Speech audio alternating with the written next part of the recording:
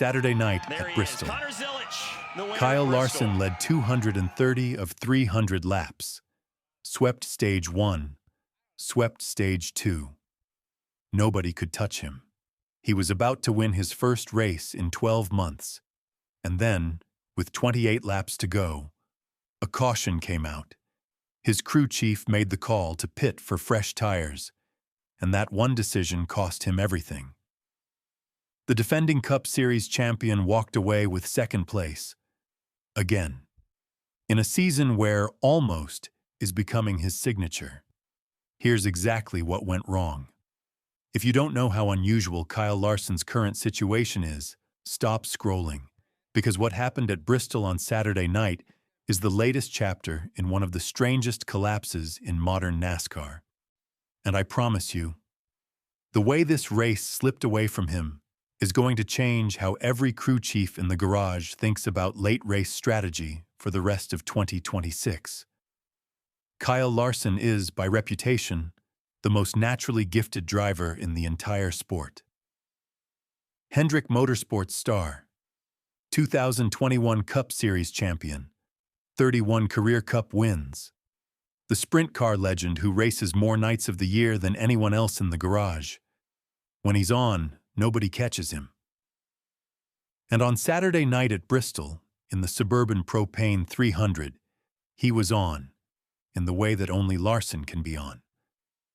Per the official NASCAR.com race recap filed Saturday night, Larson absolutely suffocated this race for 77% of it. 230 of 300 laps led. Stage 1, won over the field. Stage 2, won over the field. Chucked in the fastest car on the property by a significant margin. This was supposed to be the night. This was supposed to be the race that reminded everyone exactly who Kyle Larson is. But here's what the critics said. And this is important, because it sets up everything that's about to happen. They said, dominance at Bristol doesn't mean anything if you can't close. Larson has been close this year. He's been fast this year. He just hasn't won. And until he finishes one of these, the narrative doesn't change. At the time, that sounded cynical. Turns out it was prophecy. Let's go to the tape. Per the NASCAR.com recap and Speedway Digest's coverage, the Suburban Propane 300 was, for most of the evening, a formality. Pole winner William Sawalich led early. Larson took over, Larson held it, he won Stage 1, he won Stage 2.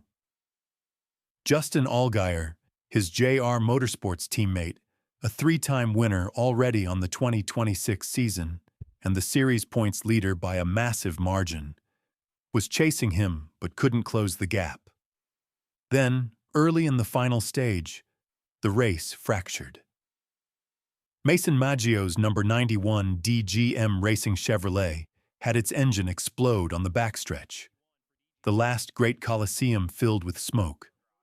The car steered to pit road and, per the NASCAR.com recap, erupted in flames. Several of Allgaier's crew members ran across pit lane and helped pull Maggio out of the cockpit. The driver was uninjured. 3-minute to 5-second red flag. Everyone reset. Here's the thing, though, and I need you to pay attention here because this is the part everyone is missing. After the red flag, Larson did exactly what Larson does. He went right back to the front.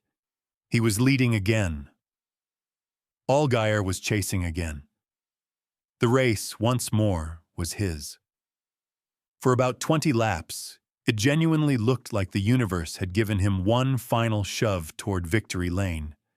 And that's what made what happened next so brutal. Lap 270 out of 300, 30 laps remaining. Gray Gaulding spins in turn 1. The 7th caution of the evening comes out, and in the space of the next cycle of pit stops, a race that Kyle Larson had been winning since Stage 1 was handed to someone else. Per the NASCAR.com recap, Connor Zilic, Brent Cruz of Joe Gibbs Racing, and Corey Day, all stayed out on older tires. Larson's crew made the opposite call. They pitted for fresh rubber. In a normal Bristol race, that's the right decision. Fresh tires at Bristol are usually a hammer. Larson restarted fourth, and everyone in that grandstand expected him to slice through the 3 old tire cars within 5 laps. He didn't. Because Bristol in the closing laps has one law that overrides everything else. Track position. Once the marbles build up, once the bottom lane is the only lane, the leader controls the race no matter what's on their tires. And Zilisch, on those older tires that should have been a death sentence, had exactly the one thing Larson no longer had. The point. Then came the knockout blow. The 8th caution for Anthony Alfredo spinning on the front stretch. The final restart. Per Speedway Digest's account, Zilisch protected the bottom lane, Larson couldn't clear him on the outside, and the laps ticked down. When the checkered flag fell, Connor Zilisch, a Cup Series rookie who'd been struggling for 2 straight weeks by his own admission, was in victory lane. Kyle Larson was second, leading 230 laps, sweeping both stages, walking away with nothing. Here is Zilisch's quote, per NASCAR.com, and it's the quote that should haunt Larson's drive home.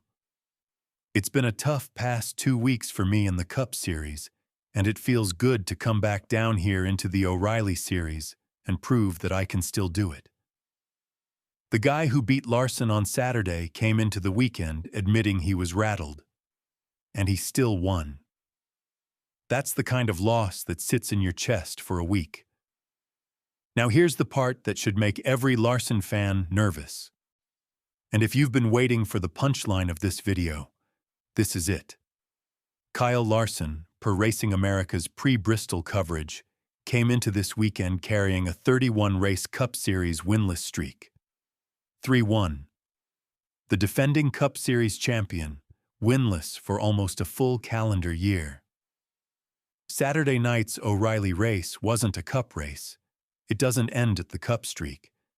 But it was supposed to be the emotional release valve. The I can still close reminder. The night where Larson proved to himself that when he's fastest, he can still finish the job. Instead, he got a second-place finish in a race he led 230 of 300 laps in. Dominance without conversion. Again. And here's where the numbers get scary. Per the NASCAR.com recap, JR Motorsports, Larson's own team on Saturday night, placed 4 cars in the top 5. Zilisch first. Larson second. Justin Allgaier fourth. Carson Kvapil fifth. The only non-JRM car was Brent Cruz in third on the same strategy as the winner. So Larson wasn't even the best driver in his own organization on Saturday. In a series where his team dominated, Larson was the one who got outmaneuvered. Zooming out further, per the post-Martinsville Cup standings from Heavy Sports and Pro Football Network, Larson sits 9th in the 2026 Cup points with 206 points, behind a Chase Elliott who just won Martinsville, and behind a William Byron who's in the top 5. Hendrick Motorsports broke through at Martinsville. Chevrolet broke through at Martinsville. Larson, still waiting. On Sunday, the Cup Series goes green at Bristol again. Larson is the defending Food City 500 winner. He led 411 of 500 laps in the 2025 edition, per the Bristol Motor Speedway press office. The track literally owes him. And now he walks into it 24 hours after getting out-strategized on the same concrete.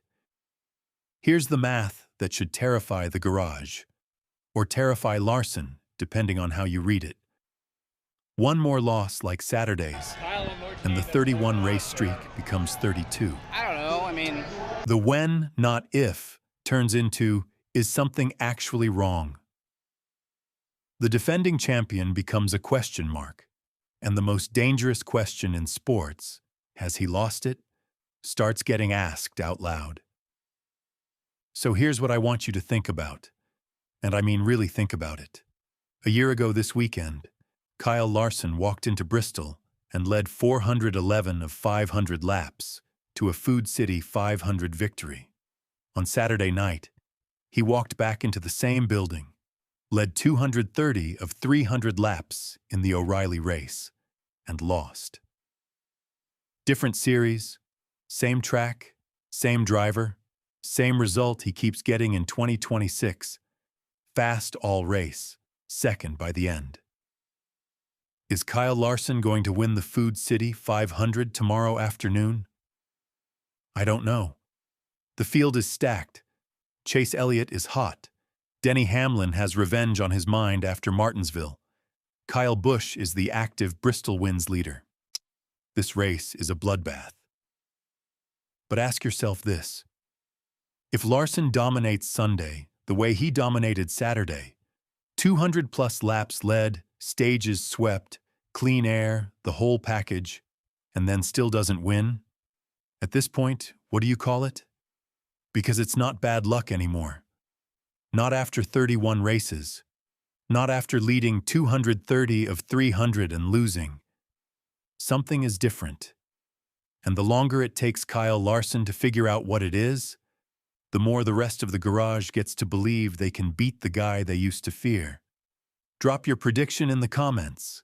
Does Larson break the streak Sunday? Like this video if you think he doesn't. Subscribe if you're new. I'll see you after the Food City 500.